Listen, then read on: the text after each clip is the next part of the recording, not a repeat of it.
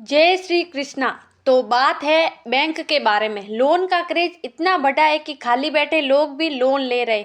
हमारे देश में पान की गुमटी के बाद जिनकी सबसे ज्यादा संख्या है वो है बैंक। वैसे बैंक लोगों को लोन देने के अलावा पता बताने के लिए भी प्रयोग में लाए जाते हैं। मसलन तिवारी जी का घर कहाँ पड़ेगा, फलाने बैंक से सीधा चले जाओ। शर्मा जी का घर कहाँ पड़ेगा, फलाने बैंक वाली गली में। एक जमाना था जब आए दिन डाकुओं द्वारा बैंक लूट लिए जाते थे। अब ये काम बड़े बड़े बिजनेसमैन कर रहे हैं। बस लूट का पता सालों बाद चलता है। कोई आम आदमी बैंक से लोन लेने चला जाए तो बैंक वाले उससे वही दस्तावेज मांगते हैं जो आम आदमी के पास होते ही नहीं है।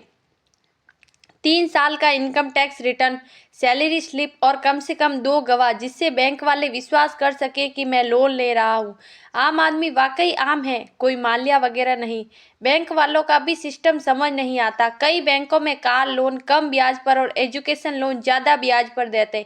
मुझे तो लगता है ये बैंक वाले चाहते ही नहीं कि कोई पढ़ लिख कर उनसे ज़्यादा होशियार बने।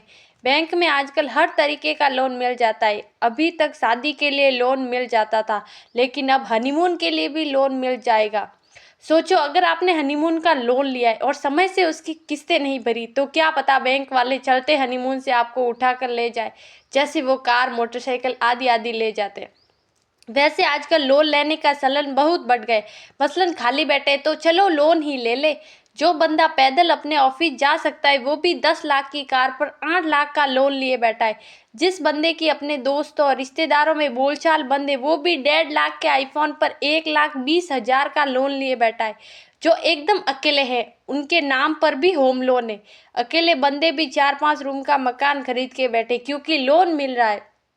आजकल बैंक में हर किसी का अकाउंट होता है। एक समय था जब बैंक में उनका ही अकाउंट होता था जो घर में पैसा कमाता था। पहले पैसा जमा करने या निकालने के लिए बैंकों में इतनी लंबी लाइन लगती थी कि काउंटर तक आते आते कुछ बुजुर्गों का पैसा बाद में जमा होता था।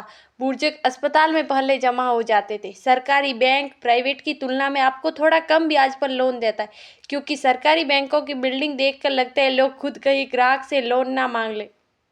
कुल मिलाकर बात यह है कि वैसे तो बैंक लोगों के सपने पूरे करने के लिए बने, लेकिन सपने पूरे करने के लिए बैंक जो ब्याज लेते हैं उसका उपयोग करते हुए सपने उस समय जाकर पूरे होते हैं जब जिंदगी पूरी हो जाती।